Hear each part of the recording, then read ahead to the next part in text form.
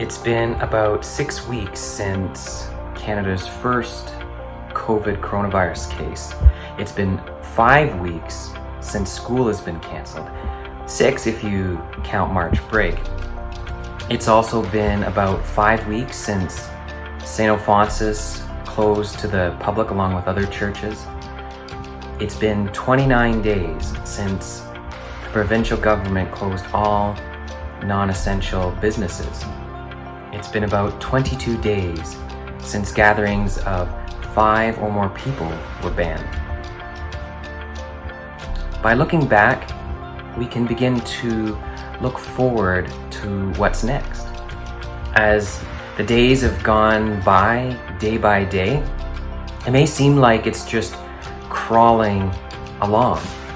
But when you look back at everything that's passed the last few weeks, it may seem like it's gone by pretty quickly. We want to pay attention during this time. We almost need something to mark each day as it passes. So over the next few weeks, we're going to have a series called To Be Continued. And we're seeing the story evolve in front of us at the same time we're celebrating Easter. And we know both have surprise endings. And to appreciate the end of the story, you have to keep track of the story as it goes along. So this week, week 1, we're going to rewind. Next week, we'll pause. And then in week 3, we're going to fast forward.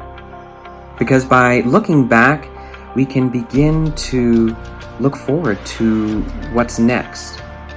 See, looking back gives hope.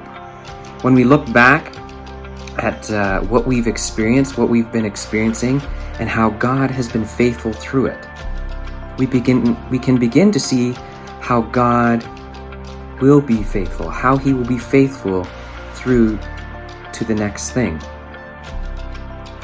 at how God keeps His promises, and that gives us a chance to grow in our faith.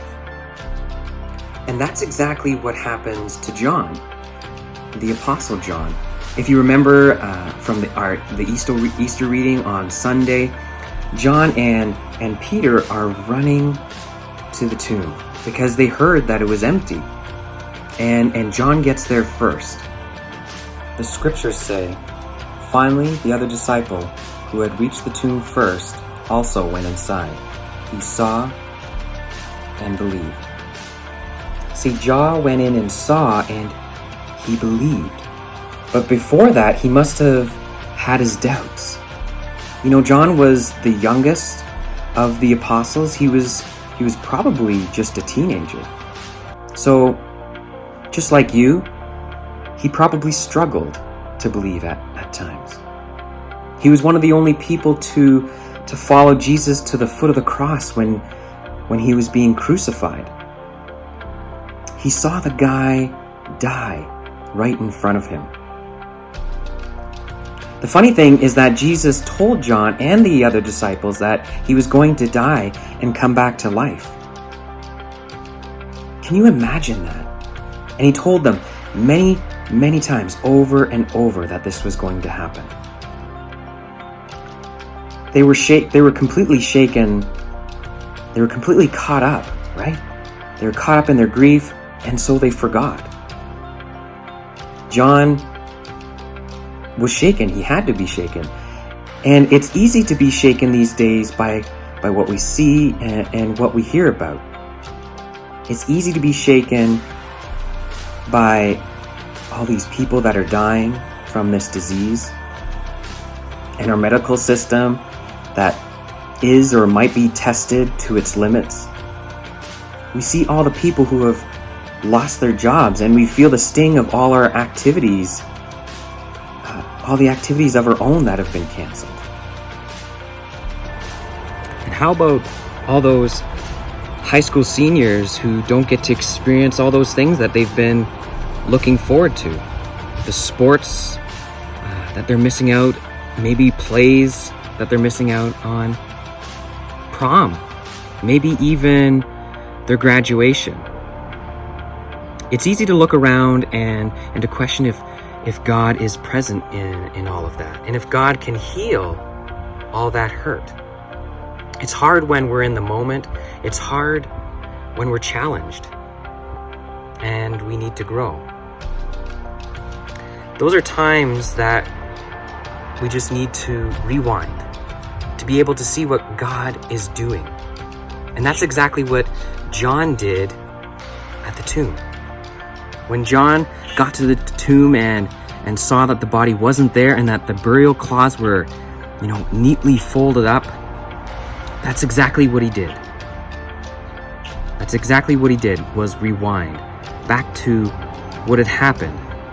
Suddenly all those predictions that Jesus had made about his death and resurrection, that he'd said to John and the other apostles, just came flooding back.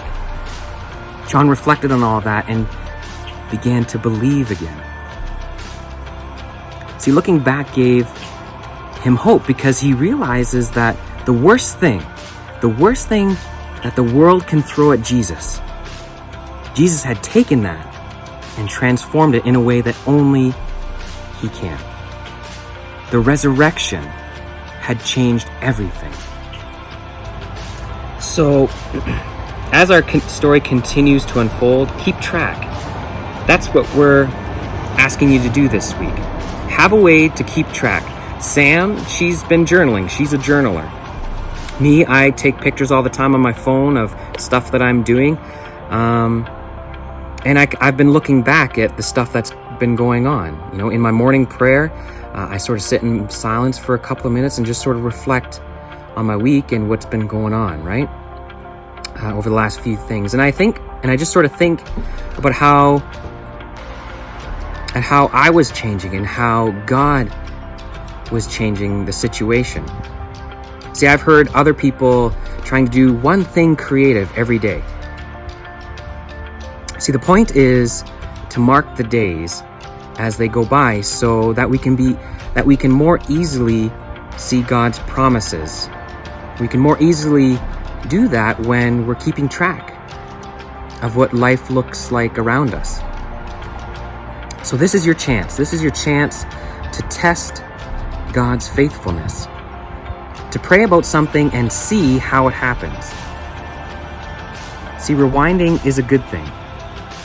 It helps us look back and to propel us forward. It gives us hope. So that, like John, on Easter, we can see and believe.